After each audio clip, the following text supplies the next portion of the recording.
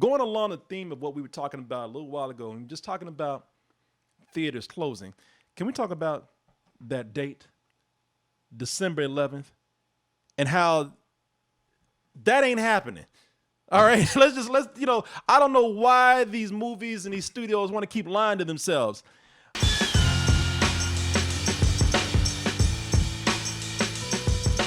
Hey everyone, support our Patreon, which helps us to continue bringing you our live streams, videos, and podcasts while bringing you new content such as exclusive live streams and animated shorts. New trailer just dropped, and we do this show early enough that we can talk about it. And this is something that we've seen already. Hadn't heard from this movie in a while, but they just released a new trailer to tell you, don't forget me, I'm still out here. And ain't nothing changed with me. Everything is still going smooth and steady.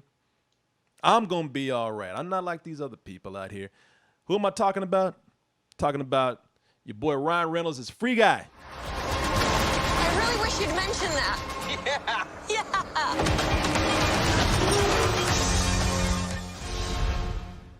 Okay.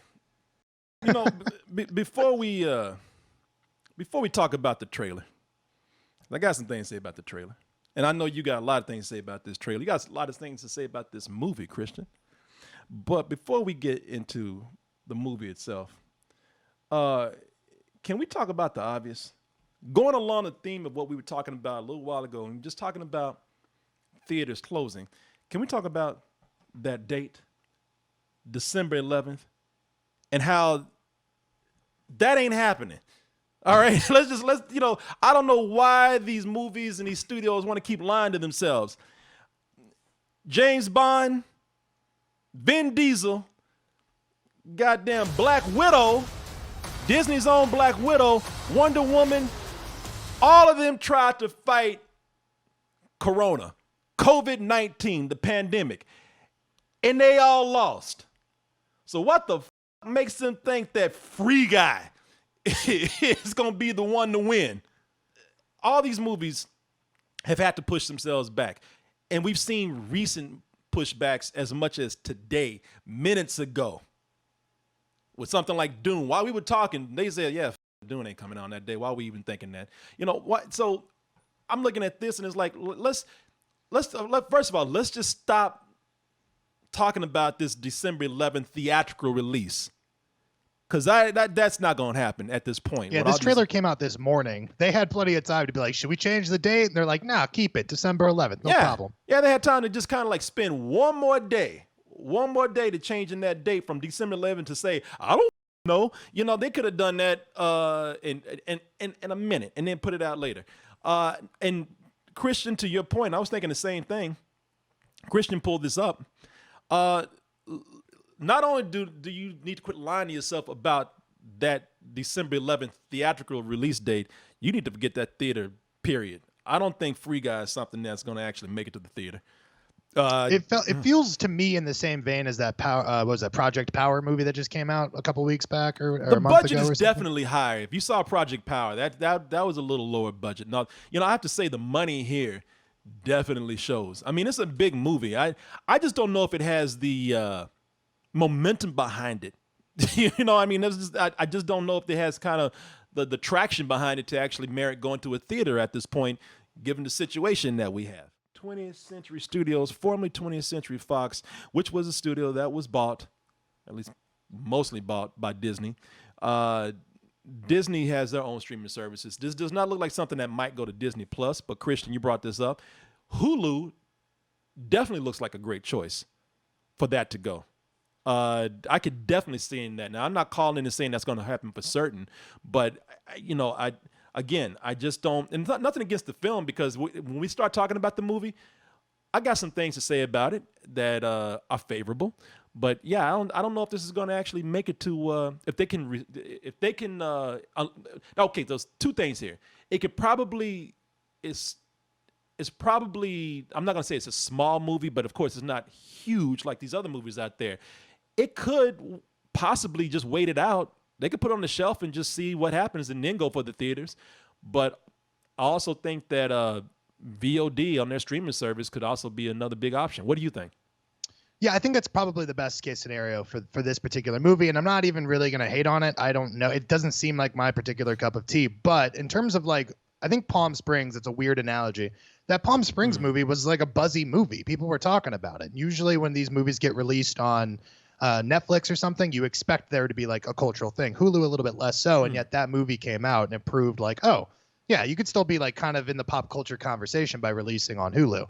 And it could go to VOD. I don't think they're going to do this thing where they say, go to Disney Plus and pay $30 and you can watch it free, and with your subscription in about 3 months, 4 months. I don't think they're going to do that because that did not work with Mulan. But I can see them just saying, you know what, without having to talk about subscriptions and all that kind of stuff, or releasing it on a platform where you already have a subscription. I could also see them just putting it straight to VOD.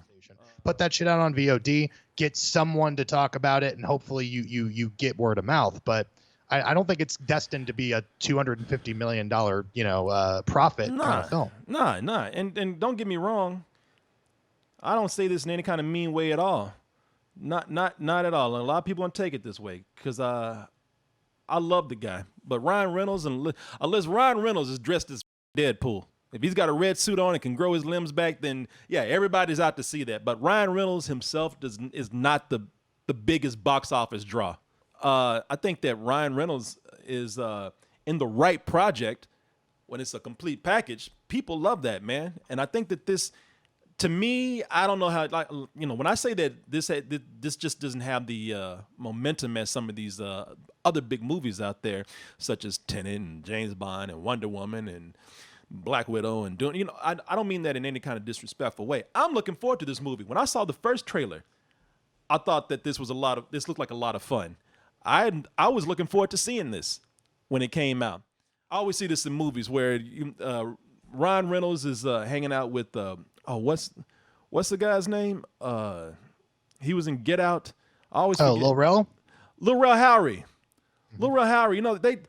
They always put the funny black guy in as the best friend, even though in real life these two wouldn't have a thing in common. They just want a funny black friend. It reminds me of what was it? Was it You've Got Mail? It was Tom. Was that the one with Tom Hanks? Dave Chappelle, yeah. And Dave Chappelle were going to the gym and they were hanging out. And I was like, these two guys have, even in the movie, they got nothing in common. This sometimes this shit is just obvious. And I'm not saying that Lil Ray. Anybody want to be friends with Lil Ray Howery, man? He's a funny guy. I love this guy, but I just don't. You put him and Ryan Reynolds together and standing next to each other, it's like, oh, they're best friends. I'm like, okay, get the out of here with that. There's got to be more than that right there. This right here is obviously GTA, but they're doing, it's a GTA type world. It's not a GTA adaptation. You can even say the same thing with something like Jumanji. Jumanji's is based on the board game. They had some video games, but they did their own thing with it and just brought in video game tropes and mechanics and rules. Those things have been great. They worked. They don't always work. You took me back with this one. What's it called? Is it called Gamer? Yeah, with Gerard Butler. Yeah. That shit is not that great, man. I was like, wow, I even forgot about this movie. It doesn't always work. Sometimes it's a very forgettable film. Stay alive for 30 sessions, you get set free. That's not a bad deal. Why do people feel the need to just take a southern accent or a country ass redneck accent when they don't have to? There's no reason. Because that's a shortcut for intelligence, right? Like if we say that someone is stupid for something, you catch yourself doing it. We all do a southern accent, which is incredibly disrespectful to people from the South. But yeah, we can't help ourselves, even in the movies. There was no reason I gotta talk like this. And you know what? I don't even hate Gamer, man. I remember I saw Gamer. I think I gave it a rental when I saw it. I thought, you know what? There's a better idea here than there is a movie. But I thought it was all right. Like we'd catch this at home. If it was on Netflix, they'd be like, it's okay, man. Maybe I feel like that because, man, this is the one that just made me feel stupid. For some reason, I don't know why. Maybe it was my video game nostalgia. But I should have known. You put Adam Sandler in the mix, it's going to be some bullshit. I sat back and tried my best to believe in Pixels. I thought, it's going to be fine. It has Pac-Man in it.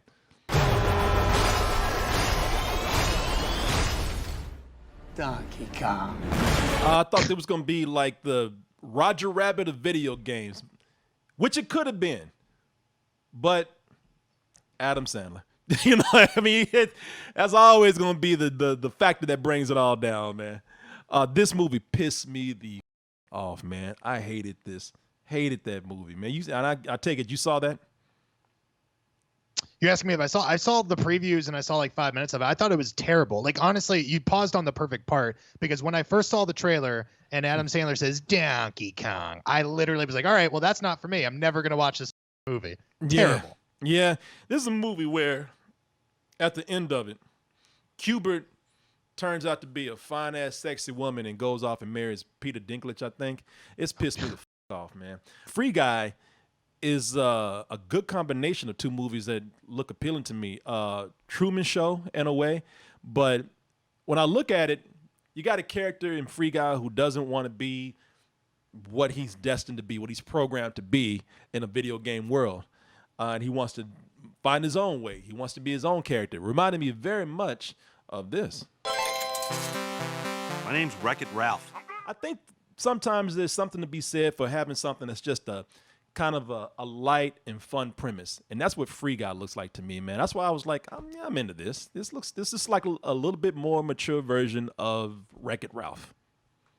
Yeah, well, I mean, we're talking about two different things. We're talking about box office prospects and whether it goes to VOD and like what I think it's going to be. I think it has a winning formula. I don't love Sean Levy, who directed the film, but I mean, he's made a couple hits. I wouldn't bet against him either. He directs Stranger Things every year, so he's got some clout. The bigger thing for me is you said Wreck-It Ralph, and then the thing I took away was the outside world looking in sort of aspect of it. Yeah. Which reminded me of The Truman Show, and I really love The Truman Show. I like the idea that it's like usually when we watch a movie, we, the audience, we're viewing a character go through their hero's journey and whatever. But in that movie, it was like a Hamlet situation, right? We were like watching an audience watch someone go through their journey. It became this kind of like Russian doll situation. So watching Free Guy, it's like, oh shit, it kind of looks like you're getting the best of both worlds, where there is a Truman Show vibe to it while still being kind of this lighthearted, big budget thing. And I really liked the first Wreck-It Ralph. I never saw the second one, but if they can hone in on those two styles, I don't see why this wouldn't be successful. Yeah. And you have Ryan Reynolds, who's the most wholesome